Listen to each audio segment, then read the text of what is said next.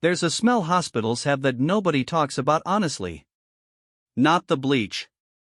Not the recycled air. It's something underneath all of that, something warm and sharp at the same time, like the building itself has been holding its breath for years and just keeps holding it. You stop noticing it after the first week of working there.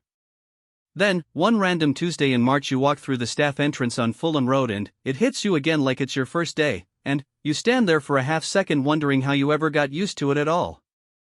That was me. That Tuesday. I'd worked at the Royal Marsden for going on 11 years. Ward clerk, then, patient liaison, then, after a restructure that nobody fully understood, something called a care pathway coordinator, which is a long title that mostly means I'm the person families call when they don't know who else to call. I know every corridor. I know which lift sticks on the 4th floor and which vending machine in the basement gives you 2 packets of crisps if you press B7 twice. I know the overnight nurses by their coffee orders and the consultants by the way they walk, whether they're walking towards something good or something they've been dreading since 6 a.m. I know this building the way you know a person you love. All its difficult moods. All its grace. So when I say that Tuesday felt different from the moment I walked through the door, I want you to understand I'm not being dramatic. I'm not building to something. I mean that the air in the atrium felt like it had been rearranged slightly. Like furniture moved 2 inches. Everything in the same place. Everything just off. It started with the flowers. That's the thing I keep coming back to, even now. Not the cars outside. Not the phone calls the management team got that morning. The flowers. They arrived before 8. 2 large arrangements, cream and pale yellow, wrapped in that particular kind of tissue paper that makes a sound like whispered conversation when you touch it. The woman who carried them and wasn't a courier, she was too composed for that, too careful about how she held them, the way you hold something that matters rather than something you're paid to transport. She wore a dark coat and didn't speak to anyone at the front desk except to say she'd been asked to bring them ahead. Ahead of what? Denise on reception asked. The woman smiled and said nothing and left. Denise called me over because Denise calls me over for everything that doesn't fit neatly into a category, which is most things that actually matter. We stood looking at the flowers sitting on the reception desk like 2 people looking at a sentence they can't quite parse.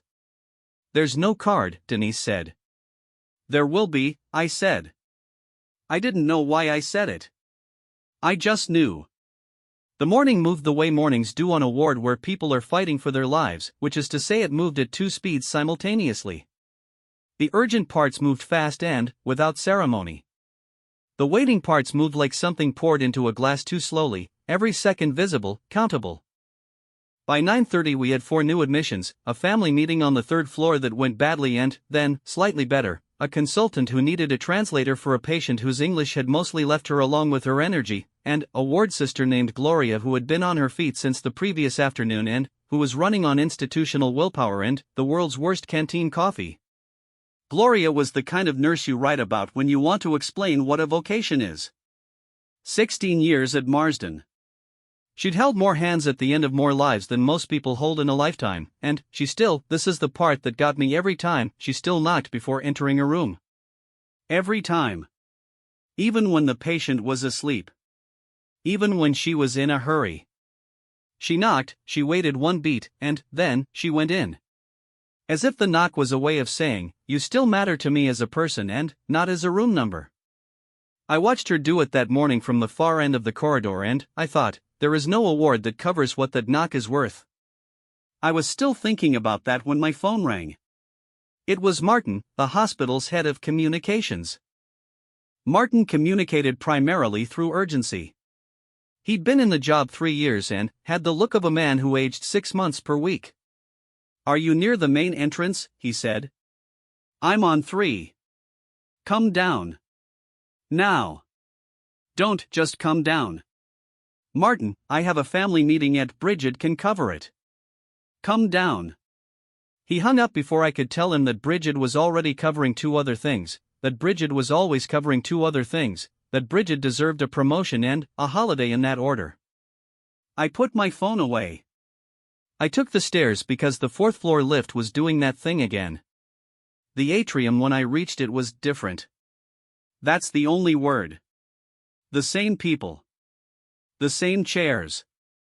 The same information leaflets fanned out on the same side table. But, the energy in the room had changed the way a room changes when someone important has just walked into it, or is about to. Martin was standing near the door, slightly pale, pretending to read something on his phone while not reading it at all. "Who's coming?" I said. He looked at me. Then, at the door. Then, back at me. "The Princess of Wales," he said. It landed differently than I expected it to. I'd been in rooms with important people before. Charity galas. Hospital events. A health secretary who shook my hand and immediately forgot my name. You prepare a face for those moments, professional, warm, composed. It's a face you put on like a lanyard. This was different. Because Catherine, the princess, she hadn't told the press. She hadn't told the tabloids or the photo agencies or the morning news programs. There were no cameras setting up outside. No red carpet moment. No official program. She was coming to the Royal Marsden on a Tuesday morning in March with flowers that had arrived ahead of her, and, according to Martin, she was coming with something else too. Personal notes, he said, quietly. She's written them herself. One for each department. She wanted them to be, she asked us not to, she specifically said she didn't want this on the news. I looked at the flowers on the reception desk. The tissue paper sound came back to me. Like whispered conversation. You have to understand what the Royal Marsden is to understand what that meant. People talk about cancer hospitals in the abstract. They say things like world-class and cutting-edge and groundbreaking research. All of it's true. The Marsden deserves every syllable of it. But, what those words don't capture, what you only know if you've worked inside one, is the weight of the place. Every person who walks through those doors is carrying something most people don't talk about at dinner parties. The patients carry the obvious thing, diagnosis, treatment, the long corridor of uncertainty. But, the staff carry something too. They carry it home. They carry it into their weekends. They learn, over years, to set it down at the door each morning, they get very good at setting it down, and they pick it up again on the way out every evening without quite meaning to. The nurses, the radiographers, the research fellows, the pharmacists, the cleaning staff who sanitize the rooms between one patient leaving and another arriving, they do not do what they do for recognition. Recognition isn't the point. But, that doesn't mean it reaches them when it comes. It reaches them. Gloria, I thought. Gloria and her knock before entering. The flowers were cream and pale yellow. The same colors as the daffodils coming up in window boxes outside along the Fulham Road, early for the season, like they'd been asked to hurry. Martin's phone buzzed. He read the message and looked up. 5 minutes, he said. I smoothed my jacket. I thought about 11 years of that hospital smell. I thought about all the mornings that had started ordinary and turned into something else, something that stayed with you, something you found yourself telling your husband about at the kitchen table at 10 o'clock at night while the tea went cold in the mugs. I had a feeling this was going to be one of those mornings. I was more right about that than I knew. That detail, I keep returning to it. Not because it was unusual for a royal visit. Security makes those decisions, not sentiment. But, because of what it meant in practice, she didn't enter the way you'd enter if you wanted to be seen entering. There was no pause at the front door. No moment for someone to look up from a chair in the atrium and catch a glimpse and pull out a phone. She came through the side, the way the staff come in, past the notice boards and the bicycle racks and the little shelf where people leave paperback books for other people who need something to do with their hands during the waiting. She was in a navy coat. Hair down. No entourage that looked like an entourage, 2 people, both of them carrying the kind of quiet authority that says private protection in the same way a locked door says private room. She was carrying nothing herself. Her hands were free. That was the first thing I registered, in the 2 seconds before everything else registered. Her hands were free, and she was looking around the corridor the way someone looks around a place they've been thinking about. Not a tourist's look. Not the careful diplomatic scan of a public figure walking into a photo opportunity. A different thing entirely. She was taking it in. Martin had briefed 2 senior nurses and our chief medical officer. Brief briefing. The CMO, Dr. Adeyemi, was the sort of woman who had been genuinely unrattled by everything she'd encountered in 30 years of oncology, and even she had done something with her posture when Martin told her who was coming. Straightened slightly. Not performing deference, more like the way you straighten when something you've heard about a long time finally becomes real. I wasn't supposed to be in that corridor. I want to be honest about that. Martin had given me a very clear and entirely unnecessary speech about this being a private visit, low-key, staff-focused, not for general hospital circulation. I was there because Gloria's ward was the first stop and Gloria had no idea, and somebody needed to be available if the whole thing needed coordinating, and also because I have never in 11 years been able to make myself stay in the back office when something is happening in the front of the building. Occupational flaw. So I was standing near the fire exit with a clipboard that I was using as a prop to look purposeful, when I saw her come through the side door and I had the peculiar sensation of watching something that was entirely real seem briefly unreal. She looked like herself. That was the thing that surprised me, though I couldn't have told you why I expected anything different. She looked exactly like herself, not the version in the photographs, not the version at the state occasions, but something closer. Something that had recently been through something difficult and came out still standing, and knew it, and was choosing actively, deliberately choosing to be here rather than somewhere easier. She'd had her own diagnosis. Her own treatment. Her own corridor of uncertainty, walked privately while the rest of us watched from a careful distance and tried not to speculate. And here she was. Back at the Marsden. Not as a patient. As someone who wanted to say thank you to the people who do this every day for everyone who isn't her. Gloria was in the middle of a medication review when Dr. Adeyemi appeared in the doorway of the nurse's station. Gloria looked up. Registered something in the CMO's expression. Looked back down at her chart. Set it down precisely. Looked up again. Tell me, Gloria said. Dr. Adeyemi told her. Gloria was quiet for a moment. She folded her hands on the counter in front of her, which was a thing she did when she was composing herself. I'd seen it 100 times. Then, she said, with complete evenness, right. I need a minute. She took exactly 1 minute. I know because I was watching the clock on the wall without meaning to. Then, she straightened her uniform, tucked a strand of hair, and said, okay. The notes. I have to tell you about the notes. Martin had mentioned them, personal notes, written herself, one for each department, but I hadn't grasped what that meant until I saw them. An aide carried them in a slim folder, cream-colored, tied with a dark ribbon. There were 8 of them. 8 envelopes, each one addressed by hand in ink, each one with the name of a department written in handwriting that was careful and deliberate rather than quick, the handwriting of someone who had thought about what they were doing. Oncology ward. Nursing team. Research and clinical trials. Palliative care. Radiotherapy. Pharmacy. Psychological support services. Housekeeping and environmental services. Patient liaison and family support. That last one was mine. My department. My team. I didn't know that yet when I first saw the folder. I found out later, and I'll tell you what was inside it later, because that deserves its own telling. What I want to describe first is what happened on Gloria's ward, because that was the moment when I understood what this visit actually was. Catherine walked into the ward with Dr. Adeyemi, no fanfare, and Gloria met them at the entrance. They shook hands.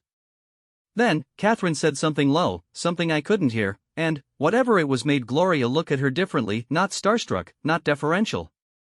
Something else. The look of a person being genuinely seen. She asked about the patients. Real questions.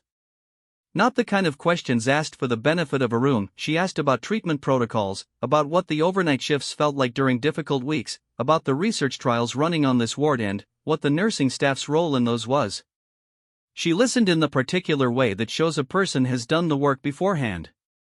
She already knew some of the answers.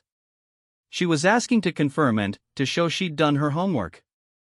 One of the nurses, a young man called Theo, in his third year, still at the stage where he laughs at things slightly too loud when he's nervous, looked like he was trying to decide whether to say something and then decided not to and then said it anyway. "I looked after a patient last month," he said, "who'd been on one of the trials. She's in remission now. First remission in 3 years. Catherine looked at him. "What's her name?" she said. "I can't, no, of course. Sorry." And she smiled, not the curated smile from the photographs, something lopsided and more honest. "You don't have to. I always want to know the name. Even when I'm not supposed to." Theo laughed. "The real kind, not the nervous kind." She spent longer in each department than the schedule allowed for, which is the politest possible way of saying she ignored the schedule entirely. Martin was doing the thing he does where he appears to be very calm and is in fact quietly panicking. I know this look well. It's the look of a man doing extremely rapid internal arithmetic about timing and logistics while trying not to visibly do any arithmetic at all. She sat with a radiographer in the imaging suite for 20 minutes, asking about the work, about the patients, about what it felt like to be the person someone sees right before the picture that changes everything. The radiographer, her name was Priya, she'd been at Marsden for 7 years, said afterward that nobody had ever asked her that question. In 7 years. Not like that. Not actually wanting the answer. She went to psychological support. She spent time there that nobody talked about afterward in detail, because what happens in psychological support stays in psychological support.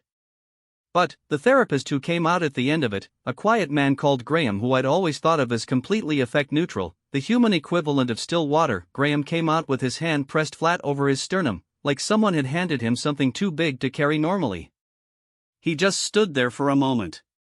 Hand on his chest. Then, he nodded at nobody in particular and went back to his desk. The flowers had been distributed by this point, one arrangement on the oncology ward, one in the research unit. Not staged. Not positioned for photographs that weren't being taken. Just placed, on nurses' station counters, among the hand sanitizer dispensers and the medication schedules and the laminated staff rotas. The cream and pale yellow against all that functional NHS equipment.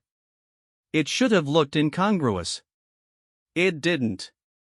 It looked, somehow, entirely right. She gave out the notes herself.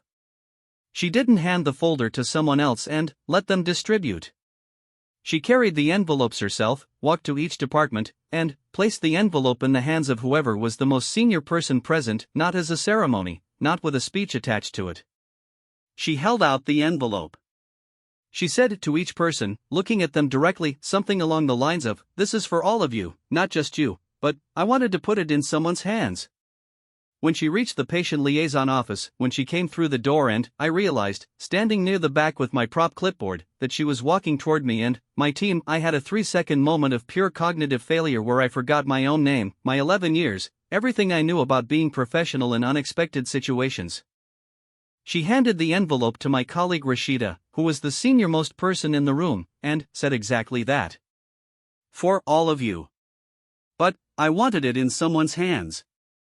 Rashida took it with both hands. I don't think she meant to do that, take it with both hands.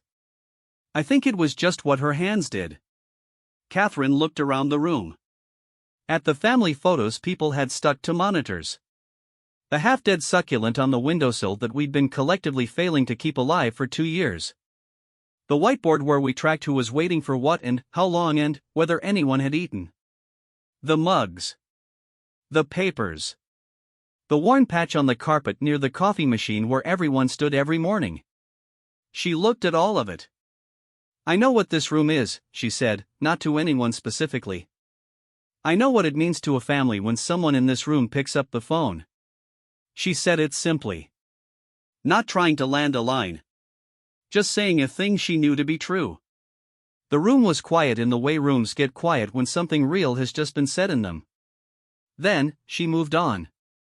She still had housekeeping and environmental services to visit, which she had specifically insisted upon when the original itinerary had apparently not included them.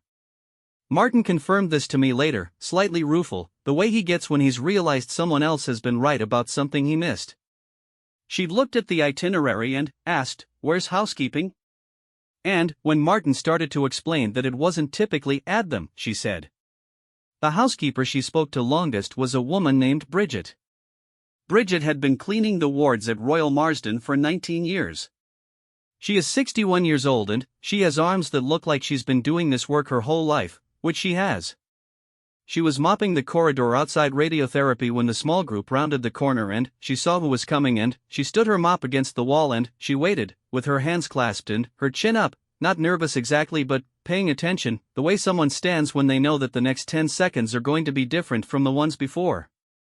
Catherine walked up to her. "Tell me your name," she said. "Bridget," Bridget said. "How long have you been here, Bridget?" 19 years. And, Catherine, I'm telling this exactly as Bridget told it to me afterward in the canteen with her tea cooling beside her. Catherine said, "You know what it means, keeping these wards clean, don't you? You understand what it is you're doing. Not asking. Saying. Not thank you for your service. Not the standard line." She was saying, "I see what this work is. I know what it does. I know you know." Bridget said afterward that she'd been waiting 19 years for someone to say that to her. She didn't say it bitterly. She said it plainly, the way she said most things. 19 years. She was gone by 11:30. No announcement. No photograph outside. No waiting press pack arranged in a semicircle on the pavement. The side entrance opened and she walked through it and the car was there and then she wasn't. Like a door closing on a room where the light was left on, the room still lit, the warmth still there, just no longer the source of it. I stood in the corridor for a moment after she'd gone. Not doing anything particular. Just standing there. The hospital resumed. It always does. A consultant came past with his head already somewhere else, 3 steps into his next thought. A porter moved through with a trolley. The 4th-floor lift made its familiar complaint behind the stairwell wall. Somewhere on the ward, a phone rang twice and stopped. 11 years of mornings. 11 years of that particular brand of ordinary that is also extraordinary, if you look at it right. I looked at the envelope. We'd agreed to open it together, my team. Not immediately, not in the breathless middle of everything. Rashida had put it on her desk and we'd carried on, done the rest of the morning the way the morning needed doing, and, at 12:45 when the 4 of us who'd been there could all sit down for 20 minutes, we opened it then. There were 7 of us in patient liaison and family support. Only 4 in the room when she'd visited. The envelope was for all 7, so we waited until the others could come. 7 people around the small table. The half-dead succulent visible on the windowsill behind Rashida's shoulder. The whiteboard with its track names and waiting times. Someone's birthday card pinned to the noticeboard above the printer, one corner curling because the tape had given up. Rashida opened the envelope. Inside was a single folded sheet of paper. Cream. The handwriting we'd seen on the outside. She read it aloud. I won't reproduce it word for word, because it wasn't written for me to reproduce it. Some things aren't. Some things are meant to travel only as far as they were sent and no further, and I think that was the intention, that these words would land in these rooms and stay there, not become a headline or a quote on a morning program. But I can tell you what it contained. It said something about the invisible nature of the work. Not in those words, she didn't use words like invisible nature, she used plain words, the kind you'd use in a letter to a person rather than a statement to a press office. She wrote about what it means to be the voice on the phone when a family doesn't know what question to ask next. About how that role, being present at the edge of someone's crisis when everything is tilting and nothing makes sense, is one of the hardest things a person can do, and how it is done, day after day, without recognition, without the visible victories that other parts of medicine get to claim. She wrote about knowing. Knowing what that word means, knowing, not in the abstract but, in the particular, personal, embodied way. She didn't elaborate on that. she didn't need to. You could feel the weight of the knowing in the sentence. And then, she wrote something about the families. About what they carry out with them when they leave, whatever the outcome, about the fact that the quality of care they received in their worst moments becomes part of how they survived those moments, and that the people in this room are part of that survival in ways that never get counted in any statistic. She ended with a line that I've gone back to since, not because it was grand but because it was small. Because it was the sort of thing you say when you're not trying to say the perfect thing, just the true thing. She wrote, "What you do here matters more than you will ever be officially told." That was it.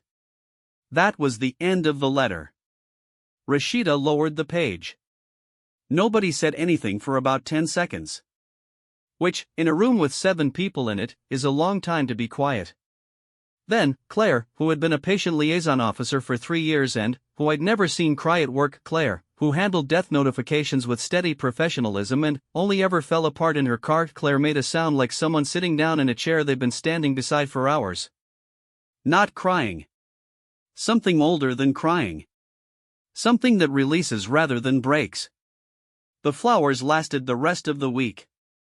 That sounds like nothing. But hospitals go through flowers quickly. There's the warmth, the constant air circulation, the busyness. Cut flowers in a clinical environment usually look defeated by day 3. These ones held. The nurses on Gloria's ward made a point of refreshing the water. Someone found a better vase. By Friday they'd lost the tight formality of new flower shop arrangements and gone soft and loose and full, the way flowers go when they finally relax. Gloria said they changed the room. She didn't mean it decoratively. She meant what she meant. I talked to Priya, the radiographer, a week later. She'd been thinking about what Catherine had asked her about what it felt like to be the person someone sees right before the scan. She'd been rolling it around. "Nobody's ever asked me to describe my job to me before," she said. "Like, people ask what I do. Nobody asks what it feels like to do it. There's a difference." She'd tried to explain it to her husband the previous weekend. The way the room is when a patient comes in. The particular quiet. The way she tries to make her voice do something useful when she tells them to hold still, nearly there, tries to make nearly there sound true in the way it needs to sound true, not just technically. He cried, Priya said, with mild surprise. "My husband. I've been doing this job 7 years and he didn't know that part." She paused. "I didn't know I needed to say it out loud until someone asked." Theo got his note framed. Not the whole letter. Oncology ward got their own, obviously, separate from ours. But he'd asked if he could keep the envelope. The one with oncology ward. Nursing team. In that careful handwriting. Someone had said yes, and he'd had it framed, just the envelope, and put it on his desk at home above the corner where he does his CPD training and reads his journals. He told me about it in the canteen, slightly embarrassed about the framing part, the way young men get embarrassed about having done something sentimental. He started. "You don't have to explain it," I said. He nodded. Stirred his tea. "She knew about the trials," he said. "She'd done the reading. She knew what the names of the drugs were and what the response rates were in the phase 2. She knew." He looked up. "She came because she wanted to come. You can tell. The ones who are doing a thing because someone put it in their diary, it's different. She wanted to be here." I knew what he meant. You do always know. I found out, a few days after, that she'd visited the children's ward at another hospital the following morning. Different hospital. Again, no cameras. Again, personal. Again, just showing up. The way someone shows up when they've decided that showing up is what matters rather than being seen to show up. There is a version of this story that is about royalty and charity and soft power gestures and all the things that people who write about these things write about. That version isn't wrong, exactly. It just isn't complete. The complete version is Bridget with her mop handle against the wall and her hands clasped and her chin up, waiting for the next 10 seconds to be different. The complete version is Graham the therapist pressing his hand flat to his chest and nodding at nobody in particular. The complete version is Claire making that sound of something releasing, and Priya's husband crying at the kitchen table hearing, for the first time, what his wife's job actually feels like. The complete version is the flowers going soft and loose by Friday on Gloria's ward, and Gloria refreshing the water, and the ward going on the way wards go on, carrying its weight, doing its work, holding its breath.